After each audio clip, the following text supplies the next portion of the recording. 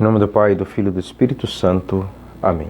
Ave Maria, cheia de graça, o Senhor é convosco, bendita sois vós entre as mulheres, e bendito é o fruto do vosso ventre, Jesus. Santa Maria, Mãe de Deus, rogai por nós, pecadores, agora e na hora de nossa morte. Amém. Servo de Deus, Padre Júlio Maria de Lombardi, intercedei por nós. Em nome do Pai, do Filho e do Espírito Santo. Amém. Meus caros irmãos e irmãs, vamos então dar continuidade a esta nossa série, a nossa jornada júlio-mariana. E neste vídeo eu quero tratar com vocês sobre as ordenações do Frate de Lombardi. Isso corresponde aos anos de 1906 a 1908. Então, ele será ordenado subdiácono em 1906. Depois, ele será ordenado, então, diácono no ano seguinte, 1907. E aí sim, né, é a ordenação que vai conferir a ele o caráter, né, o primeiro grau da ordem. E em 1908, a ordenação sacerdotal. Mas antes disso, né, vamos aqui recordar que no último vídeo falávamos de todo esse ambiente no qual o Frate de Lombardi teve a grande providência de Deus para ser muito bem formado lá no seminário em Grave, na Holanda, sob os cuidados, o exemplo, a dedicação, né, toda a formação do padre Berthier. E, claro, toda essa formação humana, psicológica, espiritual, religiosa, intelectual, a maior parte disso, não só para o Frate de Lombardi, mas como para os outros seminaristas religiosos, isso tudo debaixo do olhar, né, da mente e do coração do padre Berthier. Antes de adentrarmos propriamente no ano de 1906, com os votos perpétuos, só queria aqui complementar, né, com as palavras do Antônio, palavras maravilhosas, complementar essa questão do ambiente escolar, né, rumo ao sacerdócio. Todo esse ambiente religioso, espiritual, teológico, filosófico, enfim. Estamos aqui no capítulo 10º, sempre da biografia maior, a Magna, a mais completa, a mais importante para nós. Capítulo 10º, cujo título é Subindo ao Altar de Deus, né? Introibo ad altare Dei, ad Deum coletificat vento temea. Um trecho do Salmo 42, com esse versículo que inicia-se então a Santa Missa do rito tridentino, rito extraordinário, em latim. Subirei ao altar de Deus, ao Deus que alegra a minha juventude. Então está aqui, subindo ao altar de Deus. E na página 118, ele complementa, falando então do capítulo anterior, capítulo 9, sobre a escola de santidade rumo ao sacerdócio. Ele diz que toda essa preparação imediata do Frate de Lombardi ao sacerdócio, aos cuidados do padre Berthier, foi um tempo de, ele coloca um surto, né, nas obras das vocações tardias. O surto de quê? Surto de vocações. Né? Em todos esses primeiros anos do século XX, 1902, 1903, e 4, e 5, enfim. Tanto é que, tanto na ordenação diaconal como na ordenação sacerdotal, o Frate de Lombardi terá com ele mais 12 ordenandos. Então, eram muitas vocações, graças a Deus. Né? E um progresso intenso, né? Tanto um progresso espiritual como material. Material no sentido de vocações e material também em algumas questões financeiras, que depois da ordenação o Frate de Lombardi, já depois, né, diácono, ele vai conseguir, né, juntamente com outros diáconos, a trocar algumas janelas, né, do seminário, coisa que até então o padre Berthier não autorizava, né? Por conta de todo o espírito de pobreza, abnegação, enfim, né, de mortificação. Depois ele coloca também, ele reforça, na verdade, né, a admirável, né, devoção, né, com admirável esplendor, né, crescia a devoção a Maria Santíssima, o espírito de cordialidade, trabalho, humildade, zelo que animava os estudantes, né, o desejo de mortificação, o amor à mortificação e o intenso fervor para com toda essa vida religiosa. E nos momentos de recreio, por exemplo, haviam ali conversas piedosas, repetições das matérias que foram estudadas para fazer a memorização e também a dedicação no trabalho manual. Então, diz Dom Antônio, foi nesse recinto verdadeiramente sacerdotal que o Frate de Lombardi se preparou para as primeiras ordens, né? Então, o próprio Padre Júlio, né, ele descreveu, resumiu que num único parágrafo, né, toda essa sua preparação, né, imediata para não só para o sacerdócio, mas para as ordens também menores e o primeiro grau da ordem, diaconato, enfim. Então, abre aspas para o Padre Júlio. O ambiente em que me preparei para o sacerdócio foi um ambiente de fervor. Víamos nas glórias do sacerdócio não um ideal, mas um meio para salvarmos as almas. O ideal, a meta, o fim é a beatitude, é a vida eterna, é o ver a Deus. Aqui, o sacerdócio é o quê? Não criar carreirismo, mas é para salvar almas. Meio este que devia supor naquele aquele seminarista, naquele frate, a quem Jesus o outorgasse uma santidade à parte. Escolheu chamado próprio, individual de Nosso Senhor. Nosso fundador lembrava-nos constantemente a necessidade de nos dispormos para subir ao altar como homens de Deus. Subirei ao altar de Deus como homem de Deus, e não como mundanos que se formam para qualquer outra carreira. Então, não se trata de carreira, né, e aqui não se pode comparar o sacerdócio com qualquer outro tipo de função nesse mundo, trabalho, ofício, que tem, obviamente, uma possibilidade de santificação, é claro, né, a santificação no trabalho, mas aqui é algo sobrenatural, é um chamado particular de Nosso Senhor, a vocação sacerdotal. Então, está aqui descrito, né, pelo próprio Padre Júlio o ambiente que o preparou para receber tanto as ordens menores, como o subdiaconato, e o diaconato e, por fim, o presbiterato. Bom, no dia 4 de outubro de 1906, o Frate de Lombardi emitiu os votos perpétuos. Ele estava com 28 anos. Então, 2 anos depois, ele irá se ordenar padre com 30 anos. Mas aqui os votos perpétuos. É interessante essa data, né? Porque 4 de outubro. Vamos aqui nos recordar que no dia 4 também de outubro de 1902, ele foi admitido ao noviciado.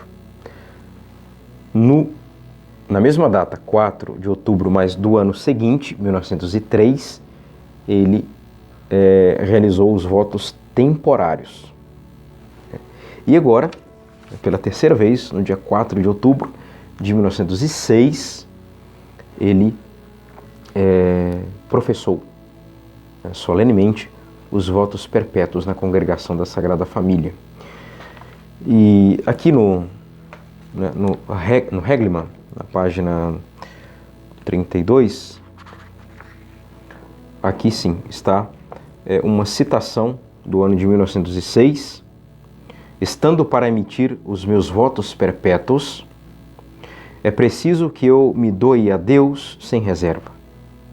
Repare que sempre antes de professar votos, seja temporários, seja a sua entrada no noviciado, depois aqui os votos perpétuos, a gente vai ver isso também antes dele ser ordenado, tanto subdiaconato, diaconato, sacerdotal, ele sempre vai intensificando essa entrega a Deus. Livre de preocupações, é preciso agora, depois de ter exortado os outros, que eu ponha em prática as minhas instruções. Muito bem. E aí ele fala, portanto, mãos à obra, e ele coloca algumas outras resoluções: esforçar-me por adquirir o hábito de uma revisão ligeira do exame e rever minhas intenções, pelo menos a cada hora da manhã, evitar toda preferência, evitar absolutamente toda familiaridade.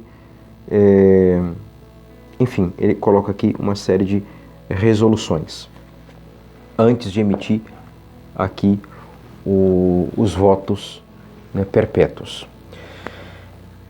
Emite eles, como já foi dito, 4 de outubro de 1906. Ele vai então receber a tonsura, aquele corte que se faz aqui, uma espécie de auréola, numa celebração também solene. Existe aqui algumas divergências com relação a datas. Num primeiro momento, nós podemos encontrar que tanto a tonsura como as 4 primeiras ordens, ou seja, o acolitato, a ordem de exorcista, leitor e hostiário. Hostiário é aquele que cuida das chaves do templo, da igreja. Numa primeira data, no primeiro momento, a gente encontra que tanto a tonsura como as 4 ordens menores, ele as recebeu tudo no dia 23 de dezembro do mesmo ano, 1906. Mas depois, numa revisão, inclusive na nota de rodapé da página 122, nós temos aqui uma espécie de correção. Então, no dia 22, certo? De dezembro, então, em outubro, votos perpétuos. Em dezembro, 22, a tonsura. E as ordens menores, no dia seguinte, no dia 23, as 4 ordens menores, que já foram aqui citadas. E no dia seguinte, isto é, dia 24 de dezembro de 1906, ou seja, 38 anos depois, ele estaria falecendo nessa mesma data, 24 de dezembro.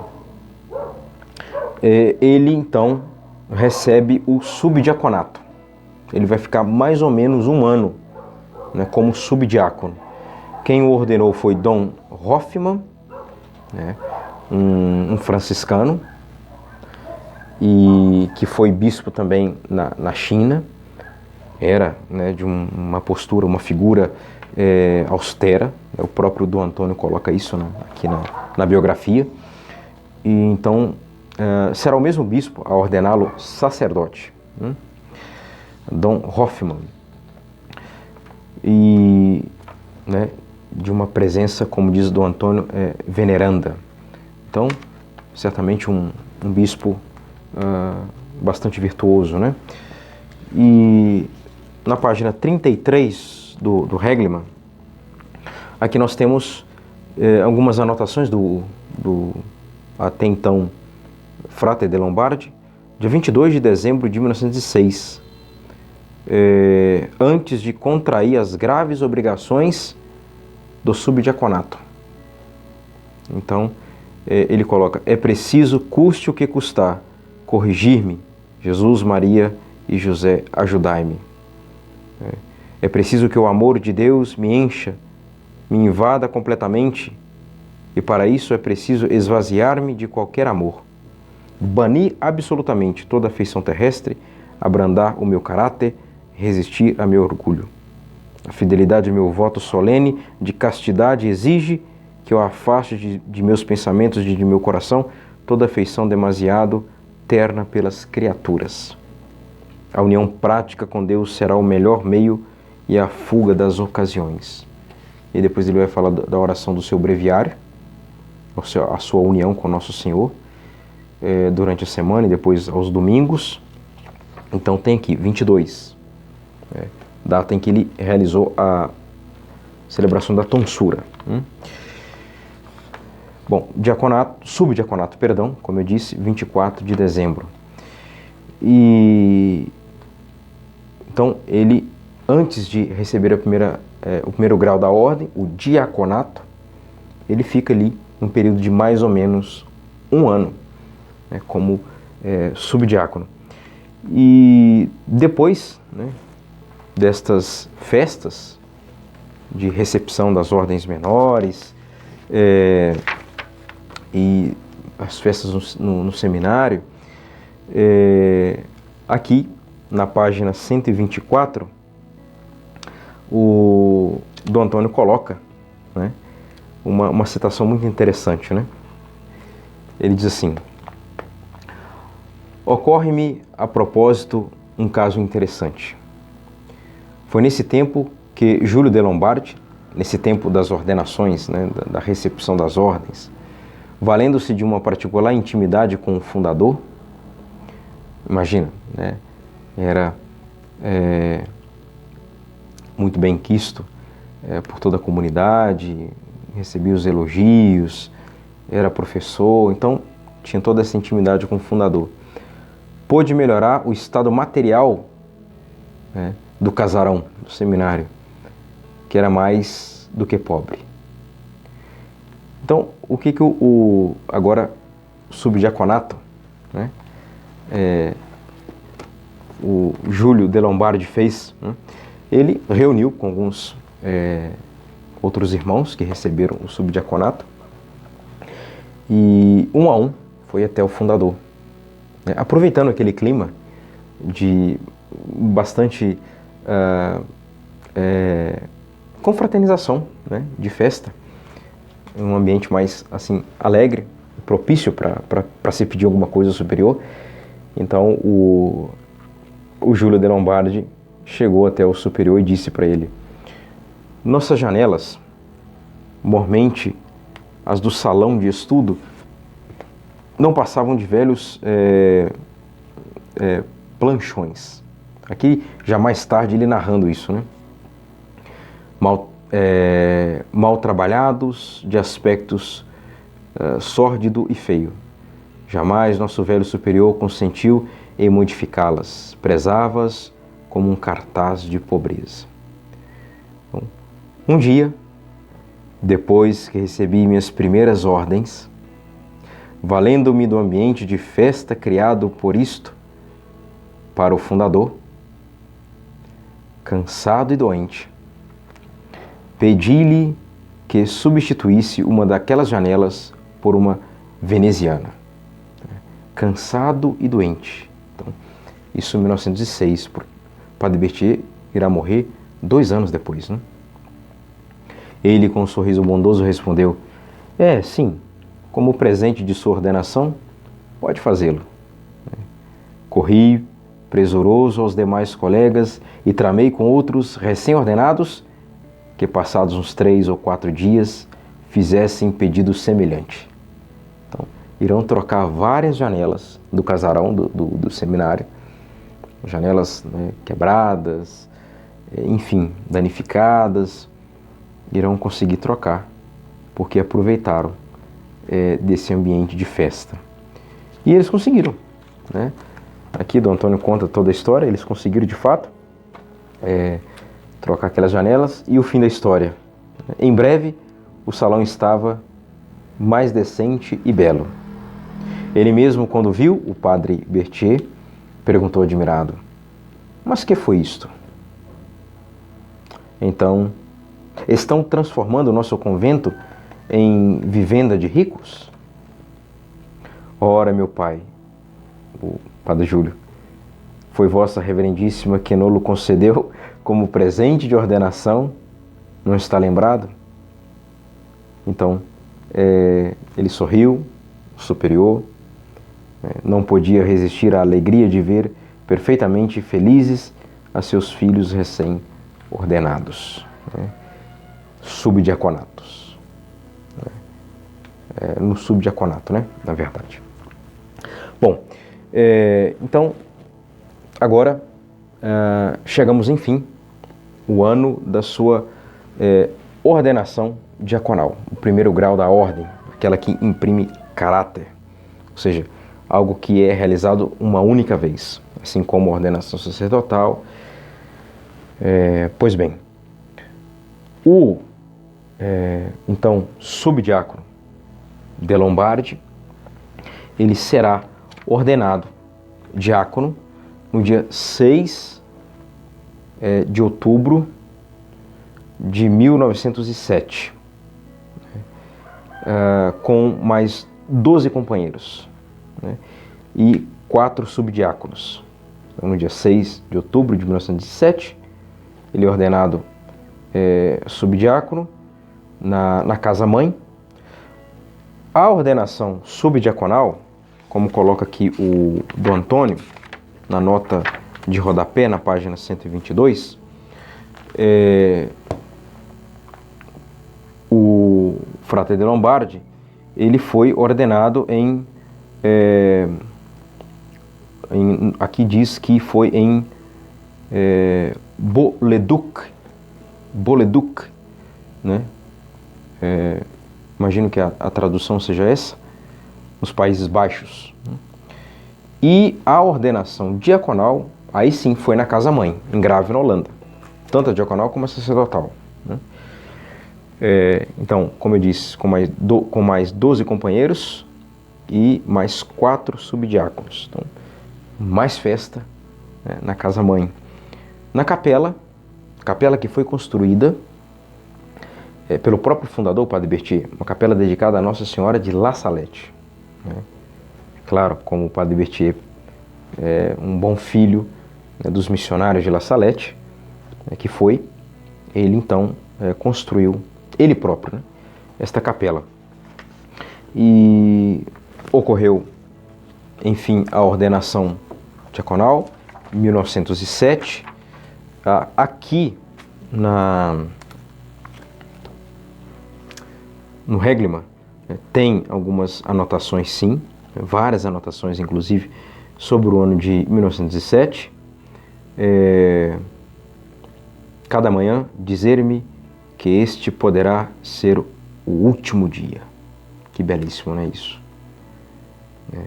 À noite, ao deitar, né, o De Profundis, né, que é um salmo, aqui diz o Salmo 129. Cada manhã dizer-me que este poderá ser o último dia. Eclesiástico 7:40. Lembra-te dos teus novíssimos, do teu fim, morte, juízo, inferno e céu, e jamais pecarás. Em tudo e antes de tudo, ver a glória de Deus, renovar esta intenção pelo menos cada hora. É um plano de vida, de fato, de santidade, né? Então ele coloca aqui para com a caridade, depois para a obediência. Então ele tem aqui as suas resoluções. Isso em 1907. E aqui também tem uma outra história de humilhação, né? Mais uma, que é narrada aqui pelo Dom Antônio, na página 126. É muito importante a gente se deter nisso aqui. Então, vejam bem, faziam os teólogos da Sagrada Família, da congregação, uma espécie de um exercício de oratória, perante, claro, toda a comunidade, nas principais festas. Então, isso quer dizer o seguinte: os que já tinham recebido as ordens do subdiaconato, o diaconato, tinham o costume, ali na comunidade, de realizarem esse exercício de oratória. Nas principais festas, era selecionado, né, um ou alguns para escrever e proferir uma pregação, né? Então, vamos dar a palavra ao Júlio Maria, né, ao diácono de Lombardi, né? Ele diz assim: vivia ainda o padre Berthier. Era a festa da Sagrada Família, festa do Instituto, a festa mais solene, então, portanto, para eles. Fui escolhido para fazer o sermão da ocorrência. Gostava de uns floreados, amava a literatura, lembra? Da literatura, poesia, arte. E na minha língua eu sabia fazer música. Os outros me conheciam e esperavam uma carrada de belezas. Todo cheio de vaidades, subi ao estrado da capela e fiz o meu majestoso sermão, que julgava maravilha em letras. E de fato, era mesmo, porque eu manejava bem a minha língua. Acabada a peça oratória, como de costume, devia vir a apreciação que o velho fundador fazia sempre de todos os sermões pronunciados por seus filhos. Eu esperava um belo elogio. Por que não? E o bondoso, mas severo padre começou: meus filhos, imagina aqui a cena, né? Então, o de Lombardi discursou, fez ali o seu sermão, esperando elogio, um sermão todo rebuscado, com belas palavras, palavras profundas, de difícil acesso, no sentido etimológico mesmo, o significado. O padre Berthier: meus filhos, eis um sermão. Aqui meu coração pulsou, diz o padre Júlio, com a perspectiva de um grande encômio. Um sermão, meus filhos, que não devia ser pronunciado. O verdadeiro missionário, segundo o Espírito de Jesus Cristo, deve ter por norma o Evangelho e nunca se entregar a estas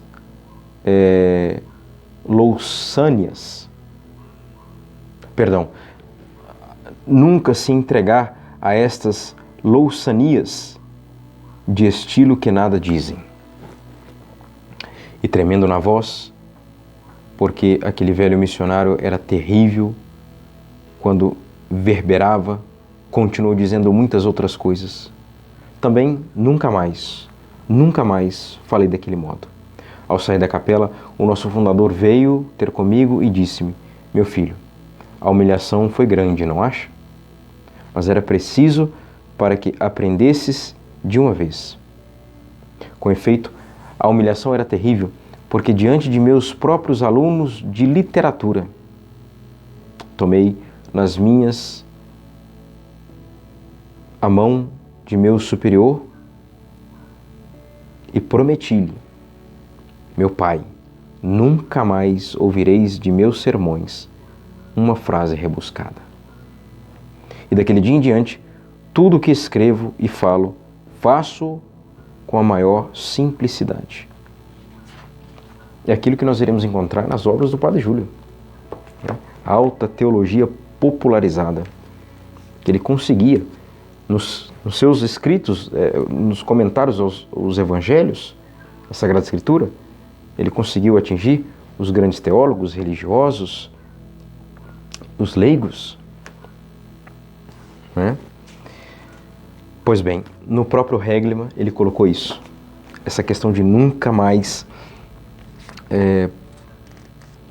proferir um sermão rebuscado. Né?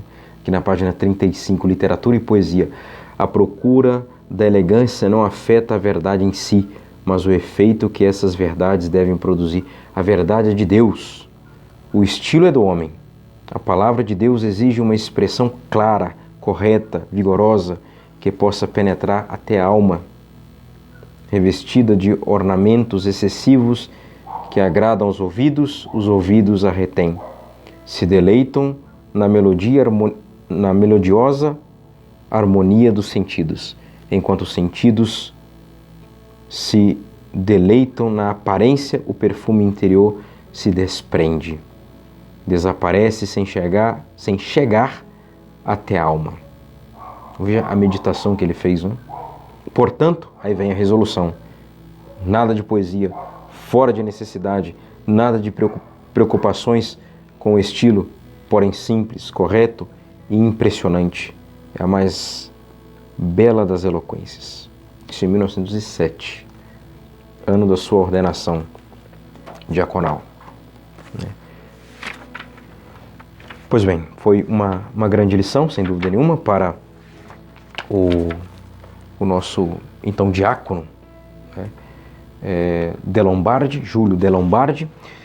E, pois bem, aqui um brevíssimo resumo dos seus momentos de subdiácono, suas ordens menores, o diaconato, mais uma humilhação, mais decisão, mais luta, mais resoluções,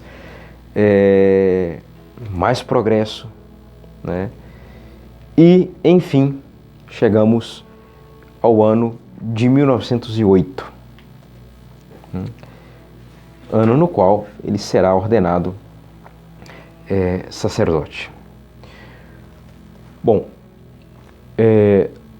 pela manhã, do dia 13 de junho de 1908, portanto, dia de Santo Antônio de Pádua,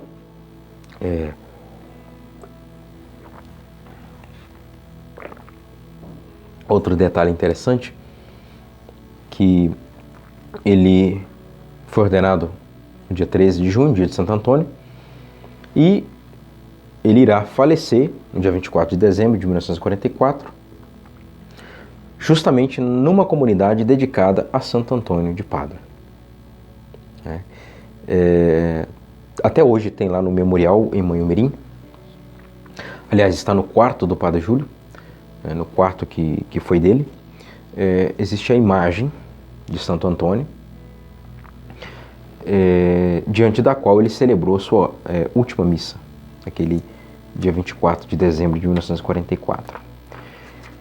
Então, o mesmo bispo, Dom Hoffmann, irá ordenar também na capela de Nossa Senhora de La Salette, em Grave, na Holanda, o diácono Júlio de Lombardi, com mais 12 companheiros, mais 12 diáconos foram ordenados então sacerdotes. Tem aqui na página 128, o Dom Antônio começa a falar da sua ordenação, da ordenação sacerdotal do diácono Júlio de Lombardi, e nós temos uma citação também no Regleman, feita pela manhã, antes da sua ordenação, na parte da manhã, o diácono de Lombardi, ele disse o seguinte, aqui 13 de junho de 1908, acabo de fazer uma confissão geral, creio tê-la bem feito, exame sério, dor e propósito, e se neste momento soubesse que iria morrer, dentro de poucos instantes, elevaria minhas mãos e meu coração a Deus e me recomendaria a misericórdia divina e morreria tranquilo e contente. Seguro, enquanto se pode ser, de ser amigo de Deus. Que testamento. Isso aqui é também um plano de exame, para um exame de consciência, para quem será ordenado.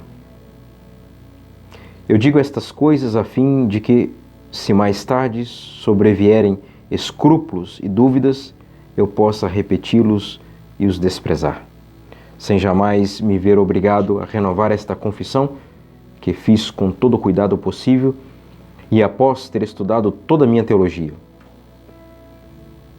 reparado e purificado reparado e purificado o passado, resta edificar. Quero fazê-lo contraindo maneiras e adquirindo virtudes verdadeiramente sacerdotais. Para esse objetivo, alguns meios deverão ser empregados, um pouco penosos, talvez à natureza humana, mas necessários para fazer um verdadeiro progresso. Aliás, é preciso recordar aquilo que está em relação direta com a mortificação. A virtude exige esforços que não agradam à natureza. É preciso, pois, dominar a natureza, esta última, e submetê-la à razão e à regra, à alma. Então, que a vontade deve dobrar-se à inteligência, o corpo, à alma. E para isso, né, para realizar tudo isso, ele vai colocar aqui, né, 18 práticas, resoluções para a sua vida sacerdotal, né, para chegar a colocar este fundamento duplo e um caminho que me parecem ser os mais eficazes, tanto em razão de meu caráter e de minha vocação, como em razão das circunstâncias de minha fraqueza. E aí ele vai colocar 18 resoluções. Uso frequentemente da confissão, 2 vezes por semana, a fim de evitar toda falta e falhas. Preparação séria e longa da Santa Missa, fazendo convergir para este ponto todo o resto de minha vida. Ou seja, que a missa tem uma ótima, excelente, frutuosa preparação para que no decorrer do dia, da vida, a missa seja que ela continue, né? Seja uma missa perpétua. Que a vida ele está querendo dizer que a vida dele deveria ser uma missa contínua, né? Então, aqui ele fala o cuidado em recitação do ofício, meditar sempre a paixão de Cristo, sempre que possível rezar o ofício aos pés do tabernáculo. E ele vai falar depois da questão do olhar, o cilício, enfim, a meditação. É extraordinário as resoluções que ele coloca. Toda manhã fazer um pequeno sacrifício para Nosso Senhor, fazer o retiro do mês, fazer em cada retiro do mês uma revisão detalhada sobre aqui as normas, as rubricas da missa, do breviário, nas passagens, indo e vindo de um exercício ao outro, recitar os salmos que sei de cor. Veja só. Depois dessas 18 resoluções, ele coloca aqui como título vítimas. Evitar toda brincadeira de mau gosto com as pessoas, direto ou indiretamente. Não ficar olhando muito para os confrades pelos quais sinto mais afeição. Pedir humildemente até aos menores licenças. Ter os olhos sempre baixos e o coração sempre elevado. Nenhuma afeição particular ou nenhuma ambição por conseguir alguma coisa. Então, são nesses pontos aqui que ele então irá se entregar cada vez mais como vítima, né? Como hóstia agradável a Deus. Então, essa aqui é interessante, né? Nunca sair da mesa sem ter feito uma pequena mortificação. Isso a gente encontra nos Santos Padres, né? Levantar com um pouquinho de fome da mesa. Então, extraordinário mesmo a determinação de uma alma que estava prestes a ser ordenada e foi ordenada, aquela santa alma, virtuosa alma, foi ordenada sacerdote no dia 13 de junho de 1908, dia de Santo Antônio, como eu já disse, na capelinha humilde de La Salette, em Grave, na casa-mãe, na Holanda. E teve lá, aqui também tem um relato interessante, só para a gente ter uma noção, né, da austeridade, da firmeza e seriedade, da boa postura, da modesta postura de Dom Hoffmann. Aqui tem um relato que o Dom Antônio coloca, que, claro, dia de festa, ordenação, não só do, agora sim, né, Padre Júlio de Lombardi, depois virá o Maria, né, Padre Júlio Emílio de Lombardi, não só dele, mas como também dos outros 12 companheiros. Então houve um almoço festivo lá na comunidade, claro, em homenagem aos neo-sacerdotes, e o almoço foi marcado por um incidente, né? Foi contado pelo Padre Júlio, e diz o Dom Antônio que o Padre Júlio guardava isso em memória, né? Ele guardou isso durante toda a sua vida. E depois disso aqui, né, nós iremos ver o Padre Júlio também aplicar com seus seminaristas, para evitar justamente o que vai ser narrado agora. Havia entre os seminaristas um que tocava bem o instrumento do violino. Então, esse seminarista pediu licença, permissão superior, né, e lá na festa estava o Dom Hoffmann, e executou, né, uma valsa. E aí vem: a música amolecedora não agradou ao severo bispo, homem que tanto tinha das suas